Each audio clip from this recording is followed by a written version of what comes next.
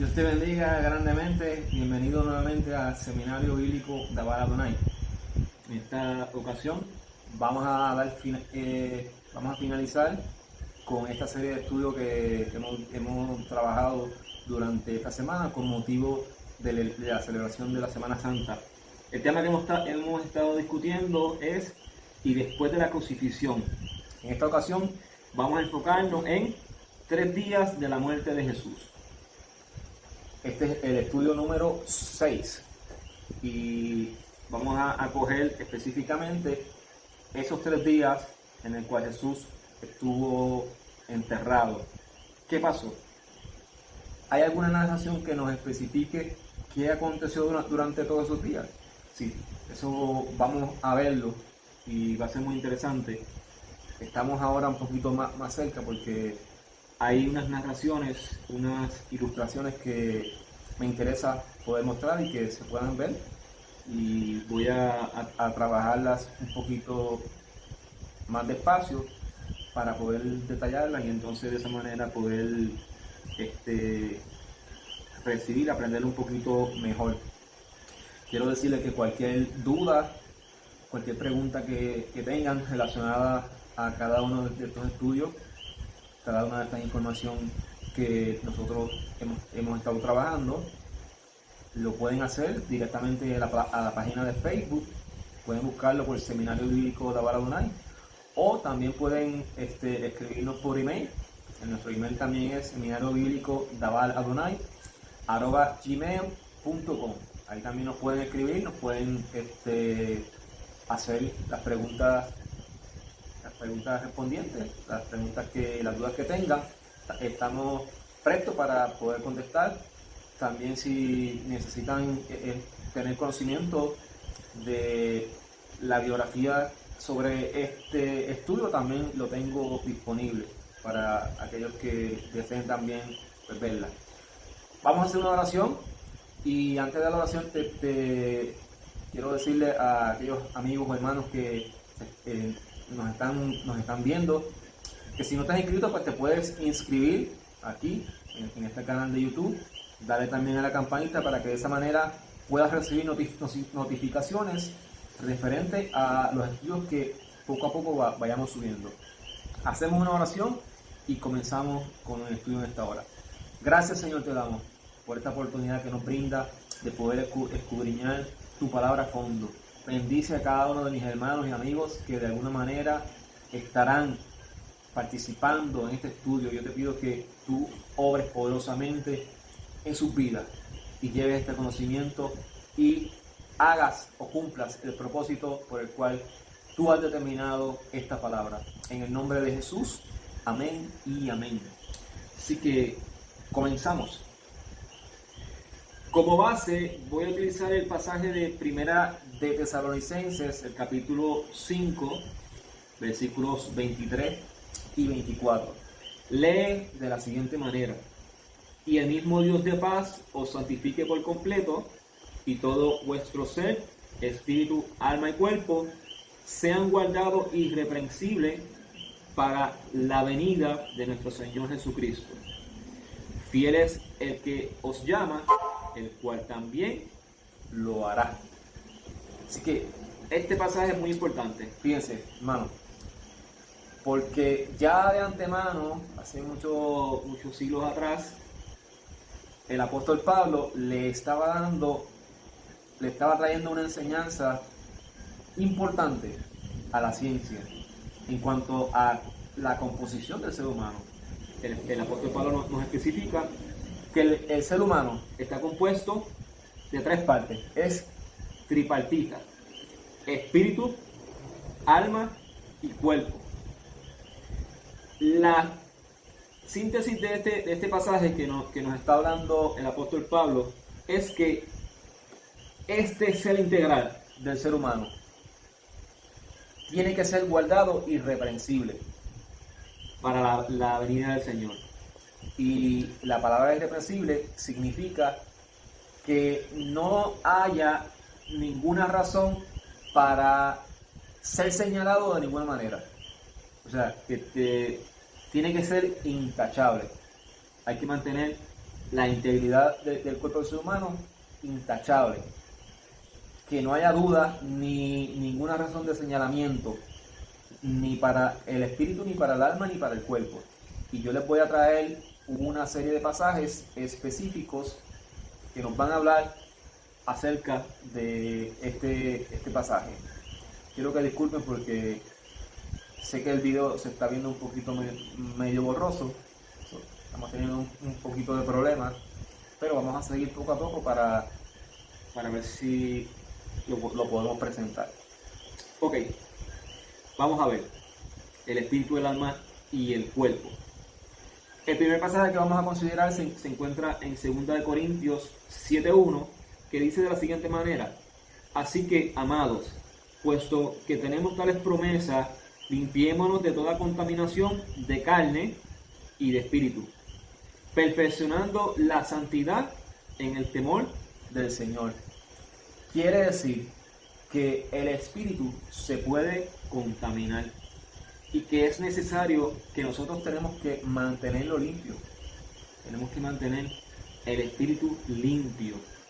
Tenemos que perfeccionarlo en la santidad basada en el temor del Señor. Otro pasaje lo encontramos en el Salmo 32:2.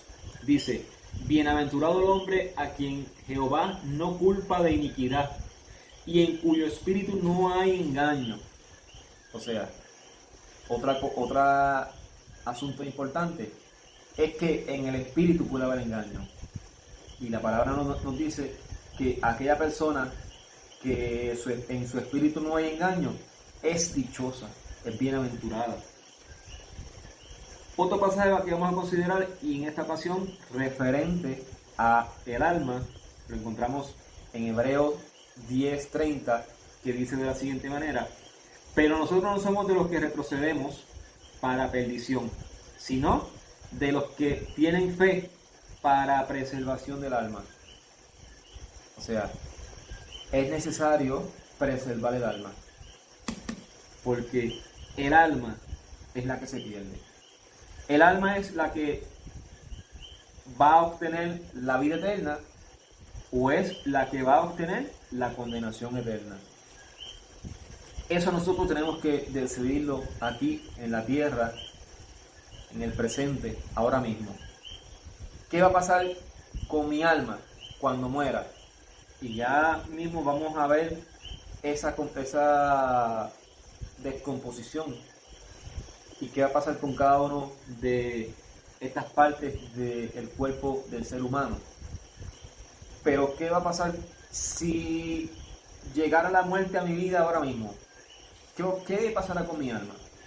¿Acaso mi alma irá a disfrutar de una vida abundante, una vida eterna? ¿O acaso mi alma experimentará una condición, una condenación y un castigo eterno?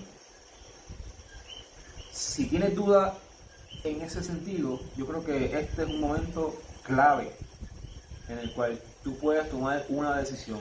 Y una decisión clave de seguir a Cristo, una decisión clave de aceptar a Cristo como Salvador, de recibir a Cristo, para que seas constituido como hijo de Dios y te garantices la salvación del alma. Seguimos. Otro pasaje lo vamos a ver en Ezequiel 18:4, que dice de la siguiente manera: he aquí que todas las almas son mías, como el alma del Padre, así el alma del Hijo es mía. El alma que pecare, esa morirá. Así que en Ezequiel capítulo 18:4 nos especifica: el alma que peque, lamentablemente, esa va a morir. Pero el alma que se mantenga pura, limpia, libre de pecado, esa alma recibirá la vida eterna.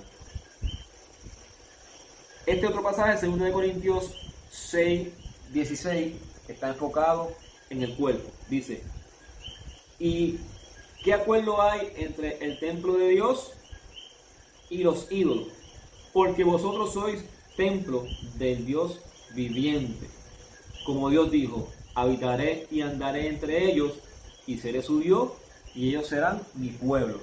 O sea, el cuerpo está hecho, está formado para ser templo, para ser tabernáculo, para ser morada de la presencia de Dios, para ser morada del Espíritu de Dios. Así que por esa razón es que necesitamos mantenerlo limpio.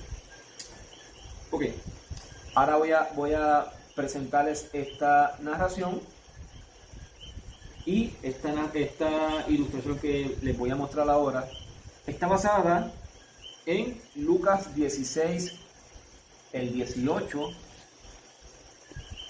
Lucas 16, del 19 hasta el 31, que es la narración de el rico y Lázaro.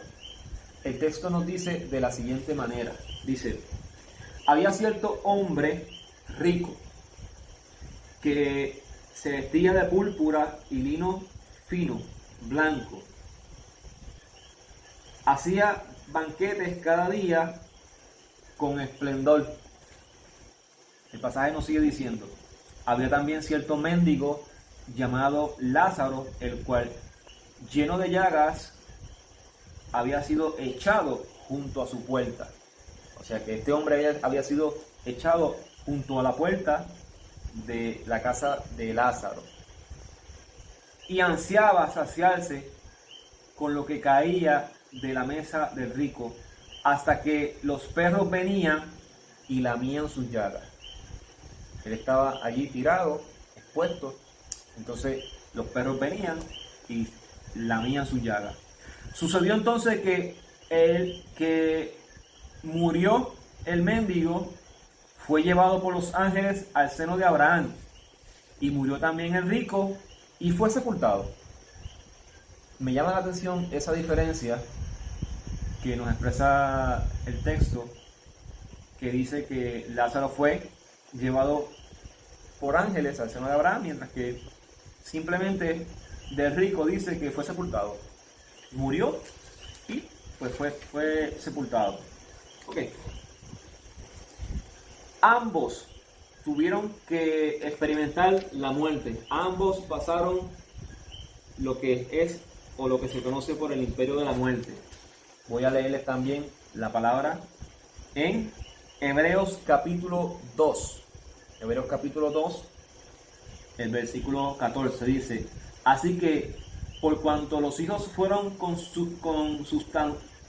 consustanciales con sangre y carne, de igual manera él también participó de esta, para destruir por medio de la muerte a quien tenía el imperio de la muerte, esto es, al diablo. Ok, el texto lo que nos quiere decir en hebreo, que Jesús tuvo que atravesar el imperio de la muerte, pero Jesús atravesó el imperio de la muerte para destruir a aquel que tenía el imperio de la muerte. Volviendo a Lucas 16 lo que nos está diciendo es que tanto Lázaro como el rico, ambos murieron, con la diferencia que Lázaro fue llevado por los ángeles al seno de Abraham, mientras que el rico murió y fue sepultado, y el rico fue al Hades. Ambos estaban en el mismo lugar. La diferencia es que el texto nos dice que en el medio había una cima o un abismo que separaba los dos lugares. Y el rico clamaba, alzó la vista y vio a Lázaro que estaba acá junto a Abraham, y alzó sus ojos y le decía a Abraham que le dijera al rico que mojara su dedo y fuera y se lo pusiera en la boca. Lo que nos muestra es dos cosas bien importantes. Lázaro estaba en este lugar que se caracterizaba por un lugar de paz, mientras que el rico estaba en este lugar que se caracterizaba por un lugar de tormento. Y quiero hacer una aclaración aquí bien importante. Este lugar, Hades, en hebreo también es conocido como el Seol, no es el lugar final de castigo eterno. Esto simplemente es un lugar de espera. Aquí simplemente él estaba siendo atormentado. Este no era su castigo eterno, su castigo final. Ok. Vamos a ver el proceso de muerte de Jesús. Allá en la cruz, aquí tenemos la cruz de Cristo, estaba la esencia misma de la humanidad de Cristo: espíritu, alma y cuerpo. Pero ¿qué es lo que nos dice la narración de la palabra? Que en el momento que Jesús expiró, el texto bíblico en Mateo 27, 51 al 53, que eso ya lo vimos en el estudio pasado, creo que fue el estudio número 4 o el estudio número 3, estuvimos hablando específicamente de ese pasaje, es un acontecimiento que pasaron en Mateo. Pues dice que cuando él expiró, las tumbas de los santos se rompieron. Ellos permanecieron ahí. La composición de Cristo. Porque algo importante. El significado de muerte es separación. Muerte, thanatos, es el término griego que define lo que es muerte. Significa separación. ¿Separación de qué? Separación de lo material versus lo espiritual. Entonces, cuando Cristo murió, su espíritu va a Dios. Su cuerpo va al sepulcro. Mientras que su alma va al seno de Abraham. Aquí. Y voy a leerles otro pasaje bien importante. Y esta vez me refiero a Mateo 12:40.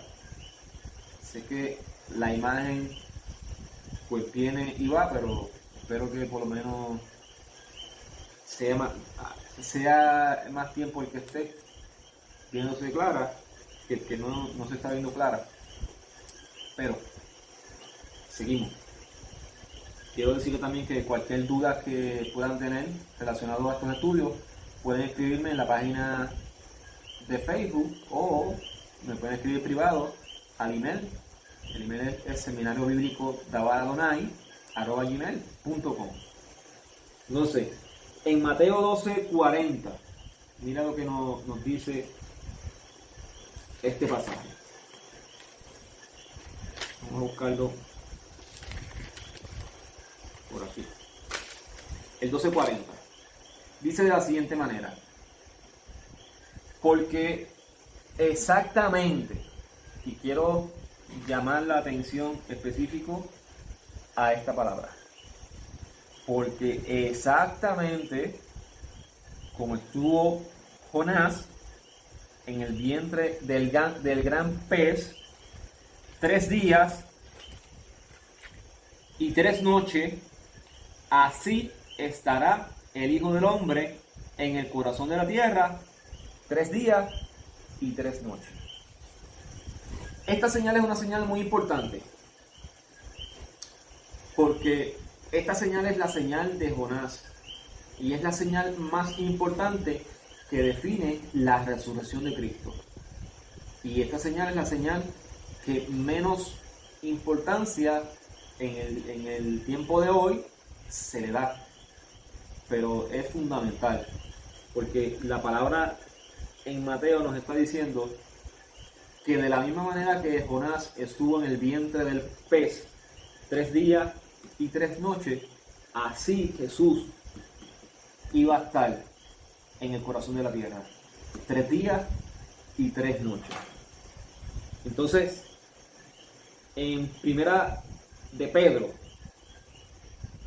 antes de ir a Pedro, quiero que podamos ver esta tablita.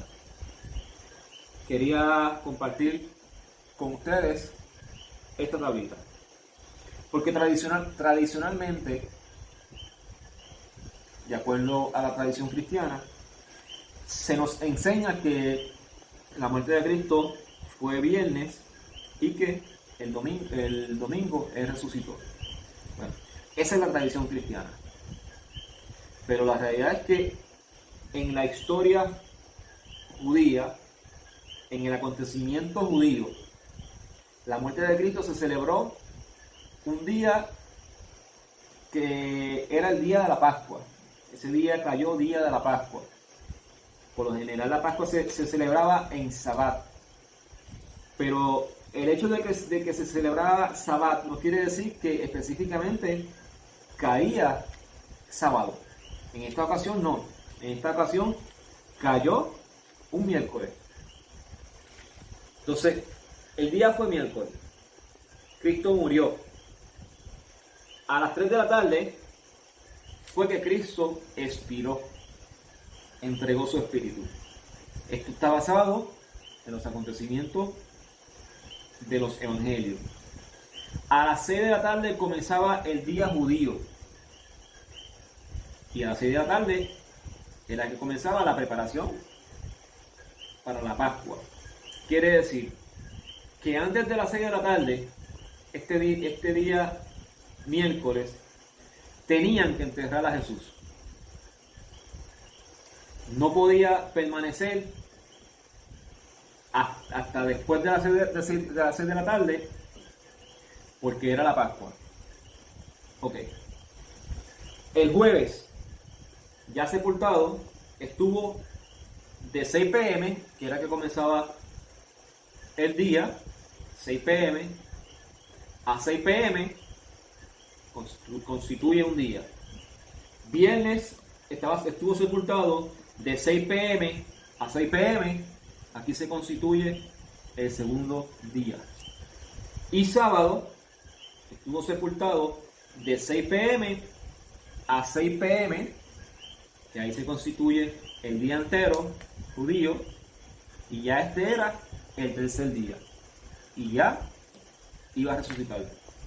El domingo resucitó en el periodo de la cuarta vigilia, aproximadamente, porque fue de madrugada, y la cuarta vigilia era de 3 a.m. a 6 a.m. En este periodo, básicamente, es que él resucitó. Y este básicamente es lo que es el momento en el cual Jesús fue, desde que él murió, fue sepultado hasta que resucitó. Ok, seguimos acá. Una vez Jesús llegó al seno de Abraham y estuvo allá 3 días y 3 noches. ¿Qué él estuvo haciendo ahí? Él estaba realizando algo. Pues mira, el apóstol Pedro nos da una evidencia bien importante. En primera de Pedro 3, 18 al 20, lee como sigue. Dice, porque también el Mesías padeció una vez por los pecados, el justo por los injustos, para llevar a Dios, muerto en la carne, pero vivificado en el Espíritu, en el cual también fue a predicar a los espíritus encarcelados que en tiempos desobedecieron cuando esperaban la paciencia de los días de Noé, mientras se preparaba el arca, en el cual unos pocos, es decir, 8 personas, fueron salvadas a través de las aguas. Ok. La narración de este pasaje nos está diciendo que Jesús descendió al corazón de la tierra y fue y predicó a los espíritus encarcelados. ¿Qué quiere decir esto? Esto no quiere decir que Jesús fue a predicarle aquellas personas que estaban ahí,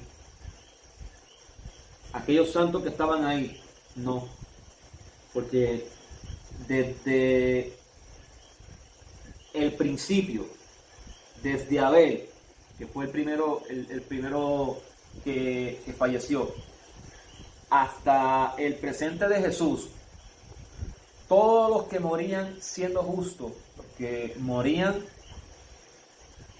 que llevaban al pie de la letra la ley de Moisés y eran personas piadosas, iban al seno de Abraham. Eran salvos. Aunque estaban en este lugar, ellos eran salvos. No.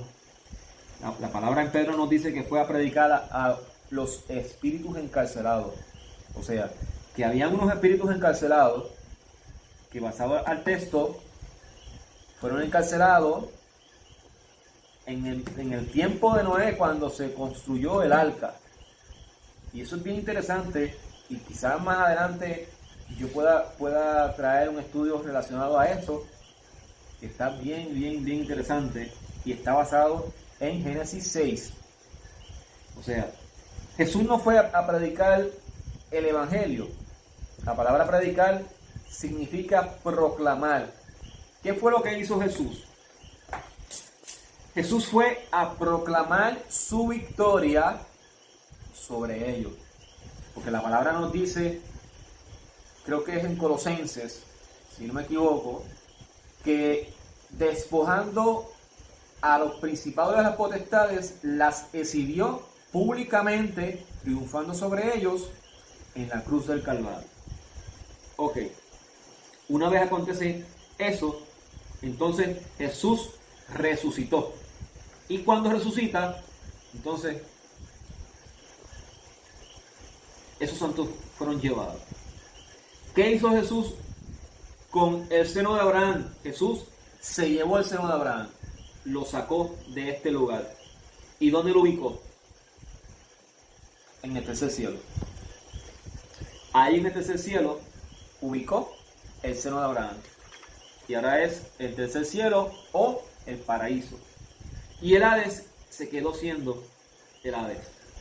Entonces, este lugar es el lugar donde van aquellas personas que rechazan a Cristo como Salvador, mientras que acá van todos aquellos que son lavados con la sangre del Cordero y reciben a Cristo como Salvador, lo confiesan y creen en Él y abandonan su vida a Él.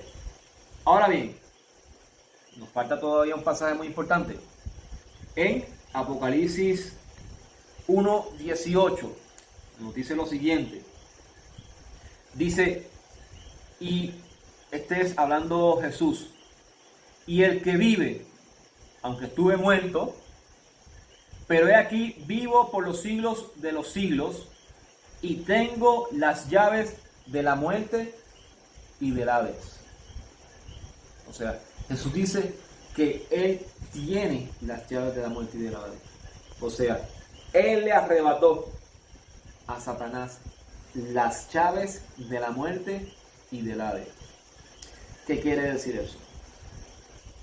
Lo que quiere decir eso es que aunque el creyente, la persona que es salvo en Cristo, aunque tiene que atravesar el imperio de la muerte no va a tener potestad sobre él. Porque la persona atraviesa la muerte, pero el cristiano no va a la Hades, sino va al paraíso. Esto lo que nos garantiza es una vida eterna, porque la persona que muere en Cristo va a este lugar, al tercer cielo, donde está el paraíso, a esperar que sea la venida de Cristo, y entonces su cuerpo sea resucitado, sea transformado, para que esta alma vaya a morar ahí y pueda reinar con él. Vamos a verlo rápidamente en esta ilustración final. Aquí tenemos la dicotomía del ser humano: espíritu, el alma y el cuerpo. Cuando la persona muere, ya lo hemos dicho, Primera de Tesalonicenses 4:14 nos dice de la siguiente manera: porque si creemos que Jesús murió y resucitó, así también traerá Dios con Jesús a los que durmieron en él. Fíjense qué detalle importante, que la palabra señala, nos muestra la muerte como un descanso. Está hablando de los que murieron, pero los está identificando los que durmieron. ¿Qué quiere decir? Que de la misma manera que Dios levantó a Jesús de los muertos, aquellos que durmieron en él serán levantados. O sea, que la muerte no es el fin de la historia. No, hay una esperanza de vida. La muerte es el principio, el comienzo de la nueva vida en Cristo Jesús. La persona muere.